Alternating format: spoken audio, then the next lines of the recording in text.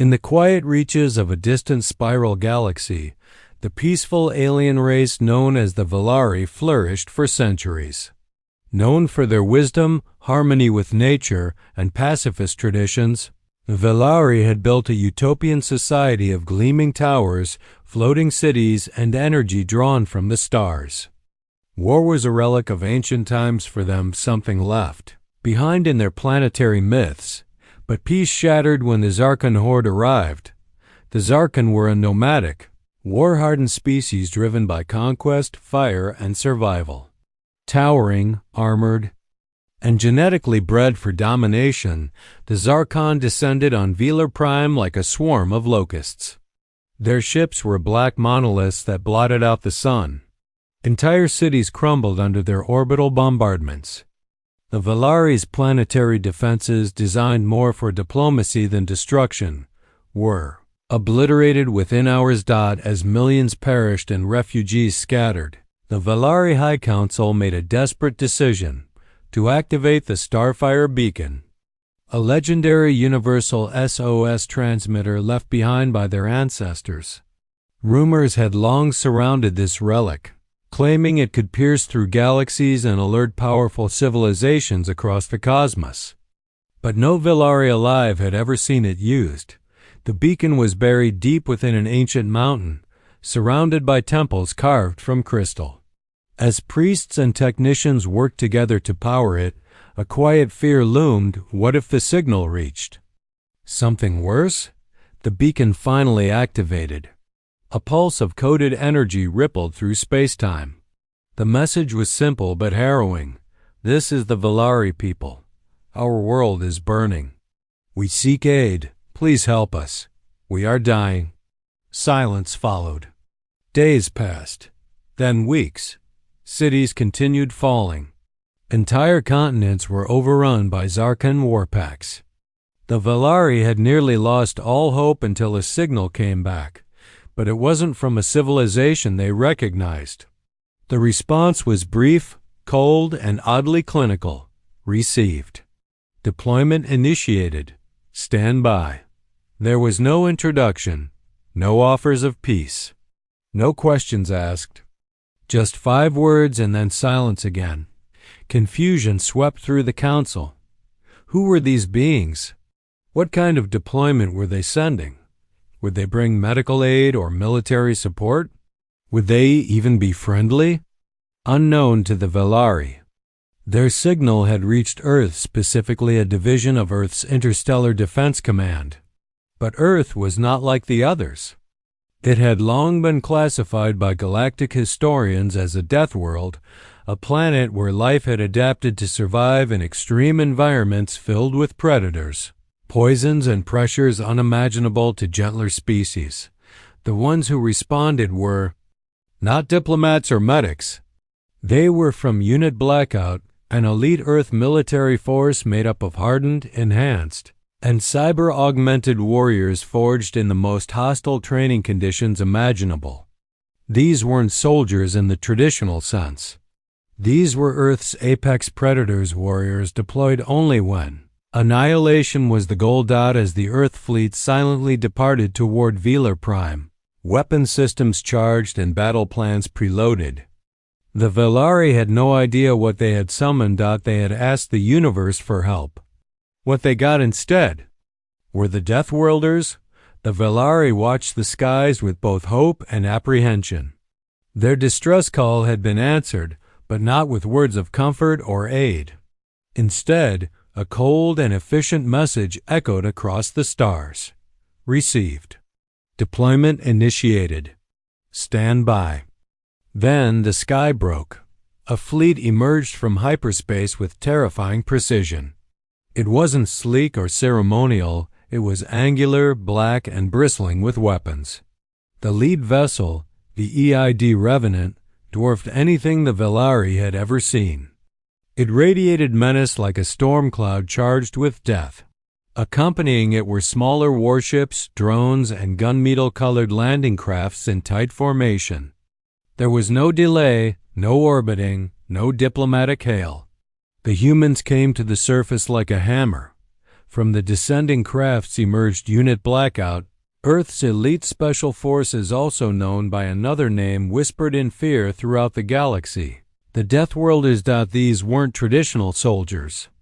They were the pinnacle of human warfighting, evolution engineered, cybernetically enhanced, and trained on Earth, the most brutal survival world known. Each member had survived trials that would kill most beings, volcanic deserts, bioengineered. Predators, zero-oxygen combat, and neural pain resistance drills. Their muscles were laced with carbon fiber. Their blood carried nanites for instant clotting. Their eyes glowed with infrared overlays. And they all shared one common trait: lethal efficiency. At their front stood Commander Elias Reyes, a legend within Earth's military circles. Clad in adaptive armor and carrying a weapon taller than a Valari child, Reyes surveyed the burning landscape with grim detachment. His voice, distorted through his helmet, carried only one order to his team: clear the infestation. The Valari leaders rushed to meet the newcomers, eager to explain the situation. But they were quickly overwhelmed by the humans' focus and silence. No one bowed. No one offered peaceful greeting. Instead, Reyes barely acknowledged them before launching into tactical analysis with his AI. Earth wasn't here to talk. Earth was here to win. The Deathworlders deployed instantly. Drones filled the sky, cloaked snipers took positions across ridges, and orbital cannons locked onto Zarkan strongholds. Within minutes, the first strike began. The Valari watched in disbelief as an entire Zarkan command post was obliterated by kinetic rods launched from orbit. Pure tungsten dropped at Mach 10, hitting with the force of small nukes but no radiation. In the first 24 hours, the Deathworlders executed over 70 operations. Each one was surgically precise. Civilians were protected. Enemies were exterminated. No warnings were given. The Valari's awe slowly turned to discomfort. These humans weren't just effective, they were terrifying. Their silence, their discipline, and their sheer power made the Valari wonder. Had they summoned saviors, or something worse? Reyes eventually addressed the Valari Council in brief. You called for help. We don't do peace. We do endings. The message was clear. Earth wasn't here to negotiate or rebuild alliances. Earth was here to end the threat with extreme prejudice. And as Unit Blackout continued to advance, one thing became apparent to all. The Zarkan had no idea what kind of storm they had invited by attacking the Valari. Now, the galaxy would learn what it truly meant to summon a species from a death world. The Valari had never seen true war until the Deathworlders arrived. Within hours of landing, Commander Reyes and Unit Blackout had mapped the battlefield using swarms of autonomous scout drones, satellite triangulation, and AI-driven threat modeling. There was no hesitation, no diplomacy, no ceasefire attempts. Reyes gave one chilling command to the fleet orbiting above: initiate Phase 1. Total clearance. The first strike was surgical and devastating. It began with a high-altitude kinetic.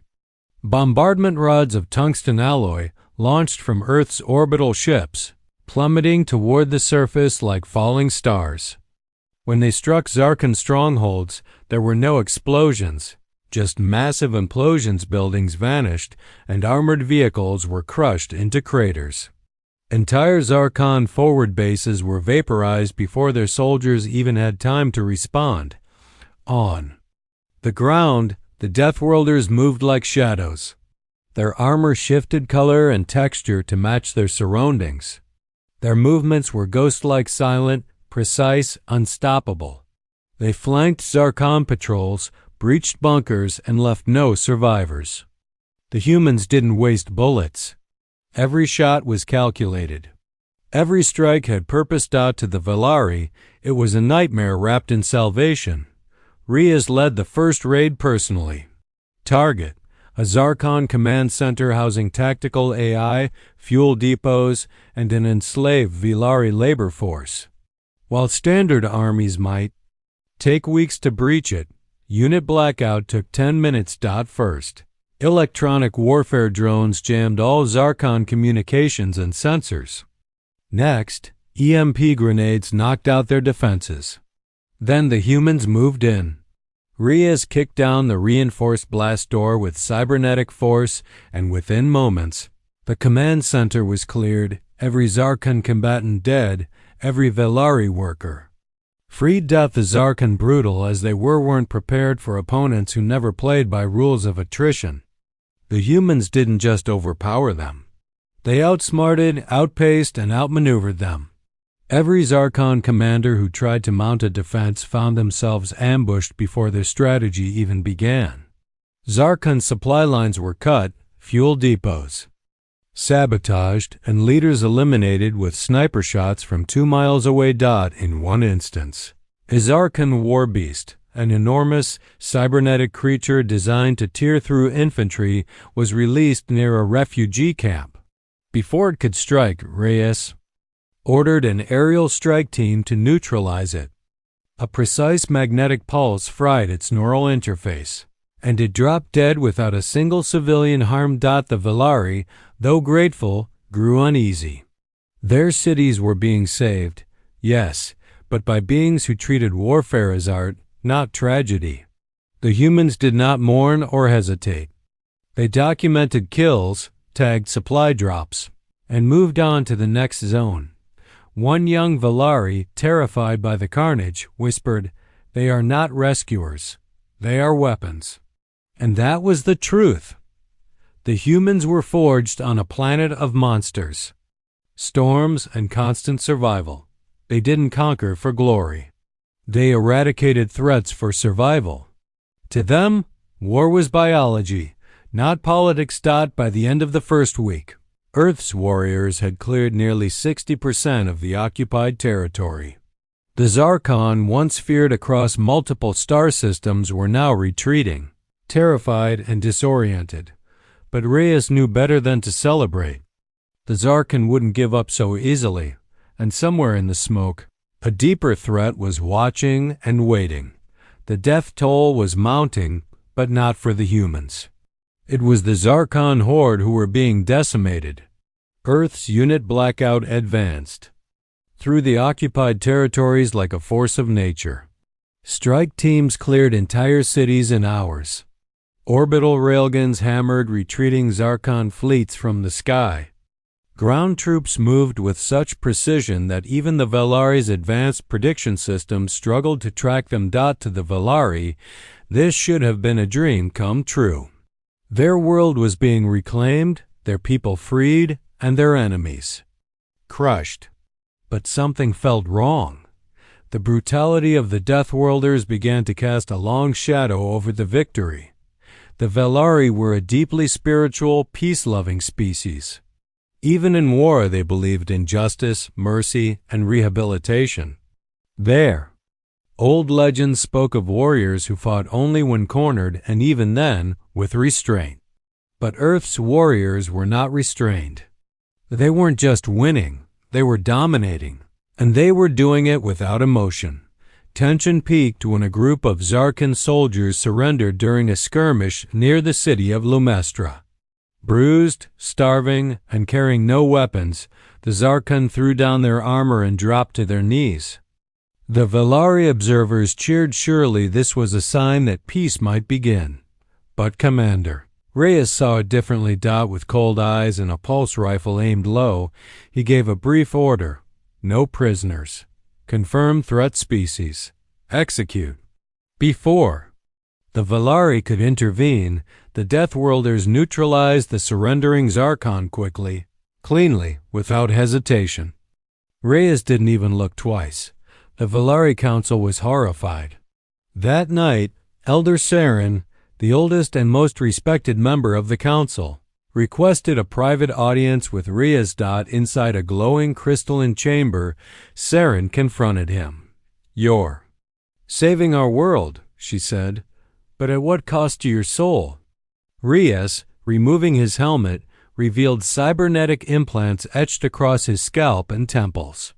His eyes were mechanical, calculating. "You called us," he replied flatly. "We're not diplomats. We're the cleanup crew," Saren pleaded. With him, speaking of mercy, of justice, of civilizations that grow stronger through compassion. But Reyes was unmoved. "You think mercy stops monsters like the Zarkon?" he asked. "They've enslaved a dozen worlds. They breed in conquest. You want to reason with wolves while they devour your children." The argument ended in silence, but something changed after that meeting, not in Reyes, but in his team. Some soldiers began questioning the chain of command.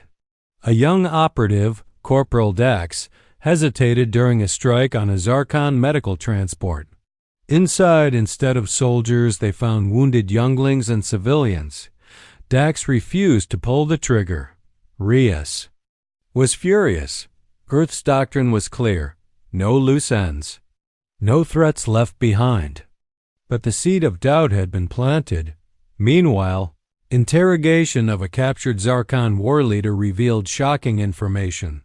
The Zarkon were not expanding, they were fleeing. A parasitic race called the Nari had devastated their home systems.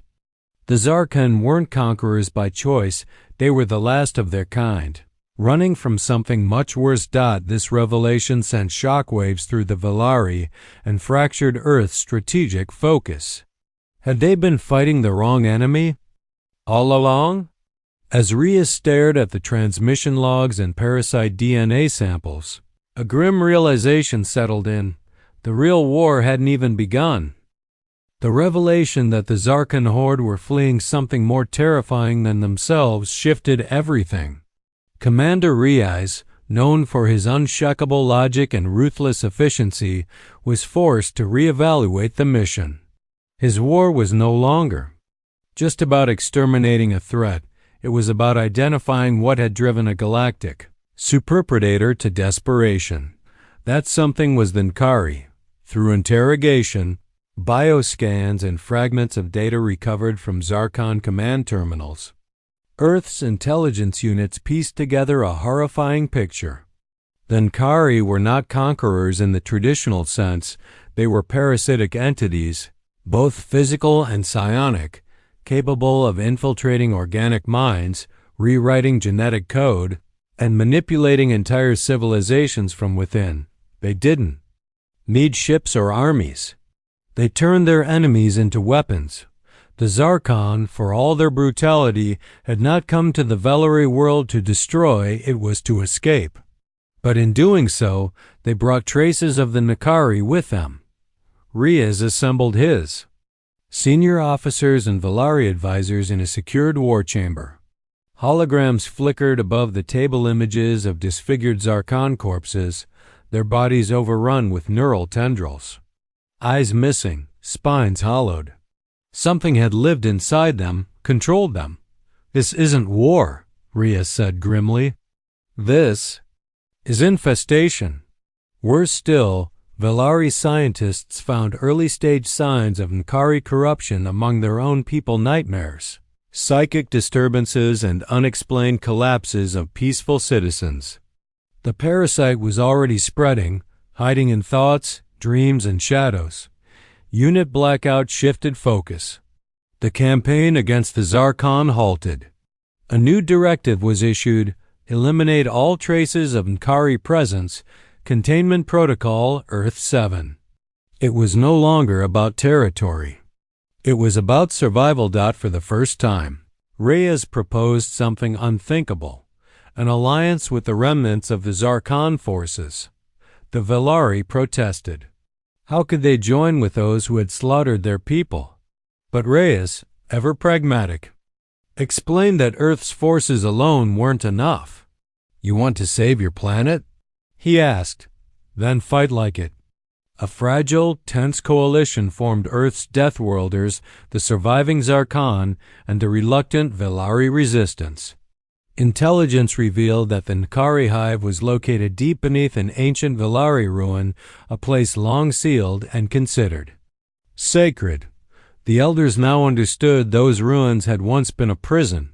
Then Kari hadn't arrived, they had been unleashed. The final mission was codenamed Operation Oblivion.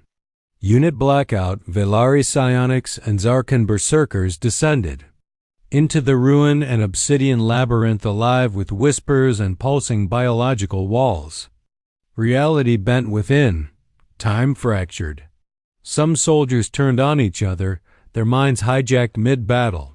Reyes himself suffered a brief seizure before violently ejecting a psychic parasite from his neural implants. At the core, they found the Nikari Prime, a being of shifting mass, composed of both thought and flesh, feeding on fear. It attempted to communicate, promising power, knowledge, even immortality. Reyes responded with a railgun blast. The battle that followed was nightmarish hand-to-hand combat in a mind-warping void. But in the end, Earth's warriors did what they were born to do. They destroyed it. The ruins collapsed. The infection ceased. Silence returned. But scars remained. The Velari had lost their innocence. The Zarkon had no home to return to. And Reyes, as he stood among the ruins, whispered to himself, "Next time, we ask what they're running from." Because sometimes the SOS isn't a cry for help. It's a warning. The fall of the Nkari Prime brought an eerie silence to Velar Prime. The battlefield was no longer echoing with screams, gunfire, or explosions, just wind drifting over ruins, and the hum of medical drones scanning the aftermath. The immediate threat was over. But the cost was staggering. The Velari emerged from their bunkers and shelters into a world transformed physically, emotionally, and culturally. The cities that once gleamed with peace and order now bore the scars of orbital strikes and psychic warfare. Ancient temples lay in rubble, fields had been scorched, and the once clear skies were now choked with the black trails of burned-out ships and debris. Though the Deathworlders had won, it didn't feel like a victory.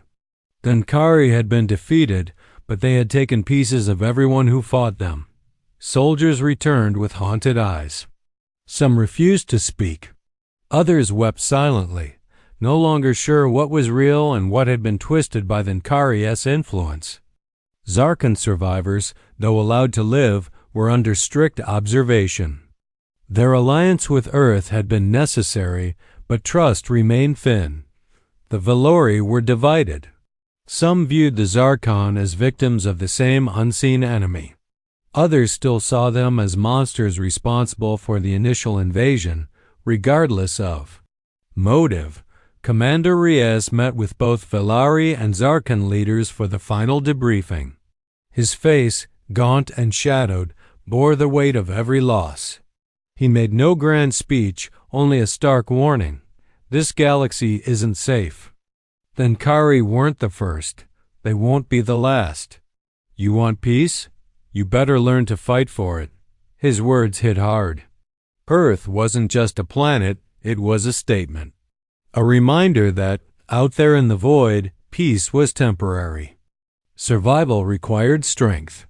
And Earth's warriors were forged to ensure it. Before leaving, Reyes handed the Velari Council a small obsidian cube and encoded relay beacon linked directly to Earth's Interstellar Defense Command. If you ever need us again, he said, use it. Just be sure you're ready for what comes. Then, the Revenant fleet lifted off, disappearing into the stars with grim silence. No parades, no ceremonies. Just the echo of thunder and the memory of fire. Left behind, the Velari began the slow process of rebuilding. For the first time in their history, they formed a planetary defense force. Their traditions of pacifism were not abandoned, but rebalanced with the understanding that evil doesn't always wait to be reasoned with. As for the Zarkon, those who remained were offered exile on an uninhabited moon under supervision. Some chose to stay and help rebuild, trying to redeem what was left of their honor. Others disappeared into space, A broken warrior race with no home to return to, Rias returned to Earth, scarred but unchanged. He logged the mission, then sat in silence. In his command chamber, a red light blinked quietly on the console. Another SOS. Another distant cry for help. He stared at it for a long time before tapping the screen. Received. Deployment initiated. Stand by. Because that's what Earth does. It doesn't send diplomats to fires. It sends fire to the fire. The Deathworlders are always watching.